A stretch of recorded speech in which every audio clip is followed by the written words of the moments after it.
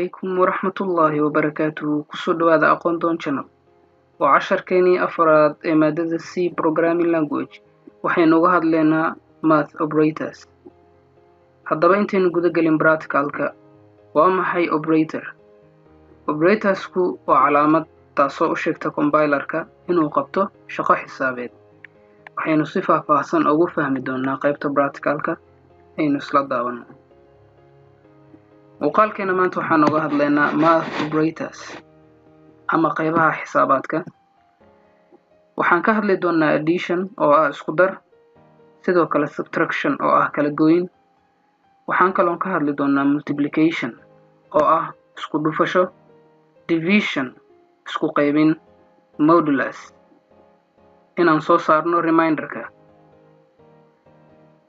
وحان ربا إنان وحير إذن فهنسيو qoraalkan halkan ku qoran ee forward slash xidig xidig oo aan ku soo xirnay forward slash xidig xidig waxa uu ka turjumayaa comments waxa loo adeegsadaa marka aad rabto inaad sharaxdo waxa aad ka hadlaysid laakiin compilerka intaanba ma kicin doono aynu guda galno qaybteeni practicalka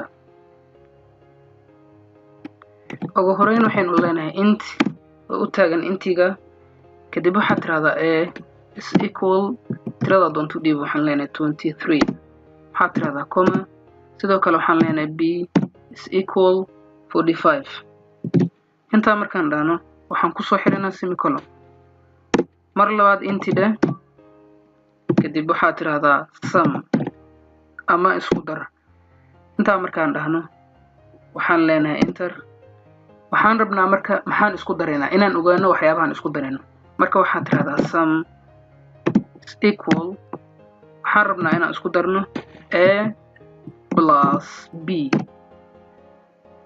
kadib waxaad tiraahdaa semicolon hadda waxaan u baahanay marka tiradaan isku darnay inaan shaashada ka soo daabacno marka waxaad tiraahdaa printf waxaad furtaa quotation markaas waxaan leenahay sum waxaan leenahay sum ama isku darka is equal wuxuu la mid yahay waxaad tiraahdaa marka percentage d intaa markaan dhahno waxaan leenahay comma waxaan u yeeraynaa argumentiga ahaa sum oo inoo qaabilsan inuu isku keedaro a plus b semicolon ku soo xir save dheh balaynu tijaabino waxaan sameynay saa arkaysaan isku darka 23 plus 45 waxay la mid tahay 68 23 markii lagu daro 45 waa 68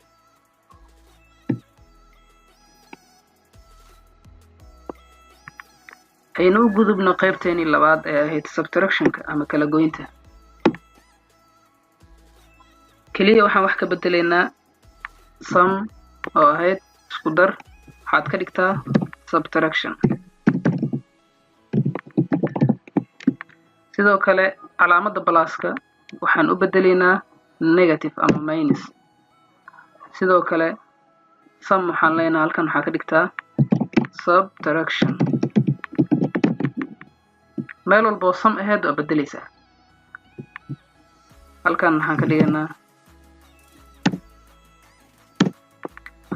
ka dhiganaa subtraction sidoo kale halkan waxaad ka dhigtaa subtraction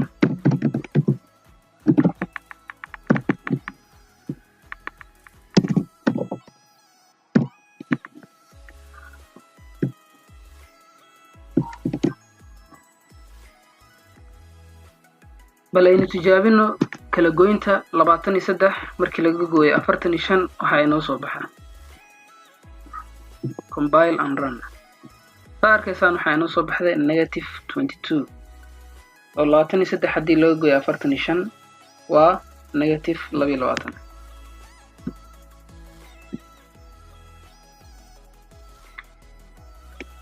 aanu gudubno qaybteeni saddexaad ee ahayd multiplication ama isku dhufasho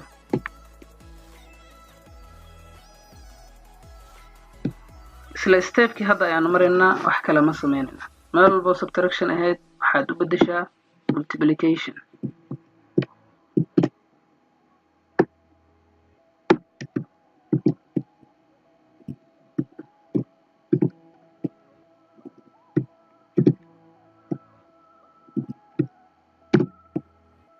kaliya waxaad isticmaali kartaa copy paste sida aniga adeegsanayo. calaamadda pluska waxaad u bedeli doontaa calaamadda asterisk ama calaamadda xidigta saa u garanayso. marka halkaa waxaa ka dhigtaa xidig.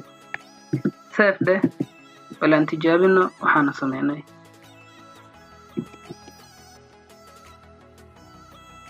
saa arkaysaan waxaa inoo soo baxay resultigii oo ah 23 haddii lagu dhufto 45 waa 1035.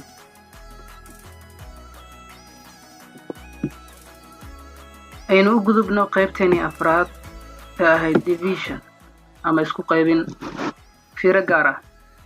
qaybtan divisionka integer ma adeegsan doono waayo tirooyinka inoo soo bixi doona ama resultiga aan heli doono waxay noqon doonaan kuwa jajab ah ama decimal ah. marka waxaan adeegsan doonaa float. booska inti waxaan ka dhigi doonaa float. sidoo kale qaybta multiplication ay ku qorantahay waxaad u bedeli doontaa division. meel walba multiplication ku qoran waxaad u bedeshaa division.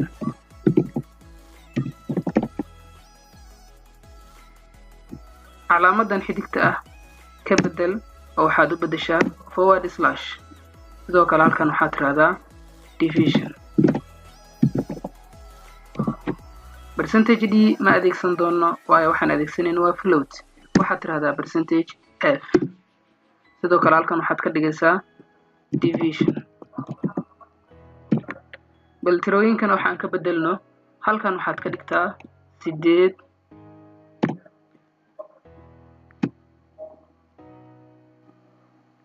sidoo kale halkan waxaan ka dhigaynaa 2. save dha waxaa samaysay. balaynu tijaabino waxaanan sameynay. compile and run. saa arkaysaan waxaa inoo soo baxday resultigii 8 markii loo qaybiyey 2 waa 4. ugu dambeyn aynu u gudubno qaybteeni shanaad ee modulaska. modulaska waxaa la adeegsadaa marka la rabo in la soo saaro tirada reminderka ah ama tirada haraadiga ah. marka waxaan leenahay halkan ugu horeyn aan iska bedelno tirooyinkan. tusaale kale waxaad tiraahdaa 11 halkaana labadeeda isaga dah. float waxaan leenahay marka division waan ka bedelaynaa oo waxaad tiraahdaa modulus. sidoo kale halkan waxaad leedahay modulus. calaamadda forward slash waan ka bedelaynaa oo waxaan adeegsan doonaa calaamadda percentage-ka ah. waxaad tiraahdaa marka percentage. sidoo kale qaybtan halkan ay ku qorantay division ka bedel waxaad ku qortaa modulus. halkan waxaan ku qoraynaa modulus.